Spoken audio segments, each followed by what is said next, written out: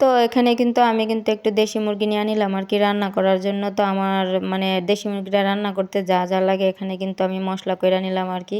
তো আমি কিন্তু মশলাটা কিন্তু মানে ব্লেন্ডারে করছি আর কি। তো যা যা লাগে আমি কিন্তু সব কিছু কিন্তু মানে একসাথে নিয়ে নিলাম আর কি। তো আমি কিন্তু শুধু কিন্তু মানে এই মুরগিটা রান্না করবো না, আমি কিন্তু সাথে কিন্তু আরও 2টা তরকারি রান্না করবো আর কি। তো এটা কিন্তু দেশি মুরগি আর কি। তো যে দেশি মুরগি কিন্তু মানে যেভাবে রান্না করে সেভাবে কিন্তু খাইতে ভালো লাগে। তো আসসালামু আলাইকুম, সবাই কেমন আছেন? তো প্রতিদিনের মতন আরেকটা নতুন ভিডিও নিয়ে এসে পেলাম আর কি। তো এখানে কিন্তু আমি কিন্তু মুরগিটা বসাই দিলাম আর কি। তো আমি কিন্তু পেঁয়াজটারে ভাইজা তারপরে এখানে যা যা মশলা নিয়েছিলাম সব রকমের মশলা কিন্তু আমি কিন্তু পেঁয়াজটার সাথে কিন্তু দিয়া দিলাম আর কি। তো দিয়া এখন কিন্তু মশলাটারে ভালো মতো কষাইয়ে তারপরে কিন্তু এখানে কিন্তু মুরগি আর আলু কিন্তু একসাথে দিয়ে দিলাম। তো আমি একসাথেই কিন্তু কষাইয়ে নেবো আর কি।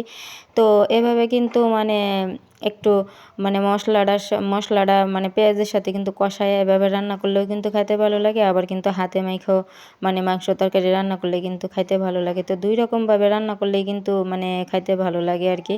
তো এখানে কিন্তু আমি কিন্তু তারপরে এখানে ডিম ভাজা নিতেছি আর কি। তো সাথে কিন্তু আমি ডিম বোনা করবো আর কি। তো ডিম কিন্তু মানে ছোট বড় সবাই কিন্তু ডিমটা কিন্তু অনেক পছন্দ করে, আর বাচ্চারা তো আর বেশি পছন্দ করে এই ডিমটা। আর বাচ্চারা দেখবেন মানে একটু ডিম বোনা হলে কিন্তু মানে আর কিছু লাগে না। তো এখানে কিন্তু আমি কিন্তু ডিমটা ভাইজা নিয়ে তারপরে কিন্তু এখানে আমি কিন্তু মানে সব রকমের মশলা দিয়া তারপরে আমি কিন্তু ডিমটা দিয়ে একটু জাল করে নিতেছি আর কি। তো আমি কিন্তু মানে একদম ভুনা ভুনা করে রান্না করবো। তো ডিম কিন্তু একটু ভুনা ভুনা করে রান্না করলেই খাইতে বেশি ভালো লাগে। তো এখানে কিন্তু মানে ডিম কিন্তু মানে এমন একটা জিনিস, ডিম কিন্তু অনেক সময় মানে ঘরে যদি কিছু না থাকে তাহলে কিন্তু মানে শর্টকাটের মধ্যে কিন্তু মানে এই ডিমটা কিন্তু মানে রান্না করে খাওয়া যায় আর কি। তো তারপরে আমার ডিমটা কিন্তু রান্না হয়ে গেছে আর কি। তো ডিমটা রান্না করার পরে তারপরে কিন্তু এখানে কিন্তু আমি কিন্তু মানে মুরগিটারে ভালো মতে কষায় নিলাম আর কি। তো মুরগির মাংস বলেন তারপরে গরুর মাংস বলেন মানে ভালো মতে না কষাইলে কিন্তু মানে খাইতে একদমই ভালো লাগে না। আর মাংস তরকারি আমি কিন্তু যত কষাইবো ততই কিন্তু খাইতে ভালো লাগে। আর এখানে কিন্তু আমি কিন্তু মানে বলতে পারেন যে এতগুলো আলু দিছি, কারণ আমার মাংসের সাথে মানে আলু না দিলে খাইতে একদমই ভালো লাগে না। আর মাংসের সাথে কিন্তু মানে আলুটা কিন্তু আমি অনেক পছন্দ করি। আর শুধু আমি না, আমাদের ঘরে কিন্তু সবাই মাংসের সাথে আলুটা অনেক পছন্দ করে।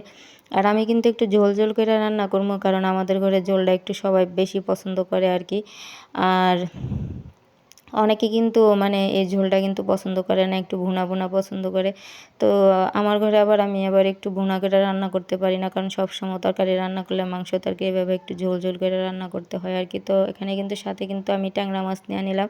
তো ট্যাংরা মাছগুলা কিন্তু আমি কিন্তু মানে ভাইজা তারপরে কিন্তু পেঁয়াজটারে ভাইজা তারপরে মশলা দিয়া কষায় তারপরে আমি মাছগুলা দিয়ে দেবো আর কি। তো আমি অফ ক্যামেরাতে কিন্তু মানে মাছগুলার সাথে কিন্তু মানে মশলাটার সাথে কিন্তু মানে মাছগুলা কষায় তারপরে কিন্তু পরিমাণ মতো পানি দিয়ে জাল করে নিয়ে তারপরে কিন্তু এখানে ধনিয়া পাতা দিয়ে দিলাম আর কি। তো 3টা তরকারি কিন্তু মানে আমার অনেক পছন্দ আর কি। আর 3টা তরকারি কিন্তু খাইতে কিন্তু অনেক ভালো লাগছে, মানে অনেক ভালো হয়েছে আর কি। তো আশা করি মানে রান্নাগুলো ভালো লাগছে।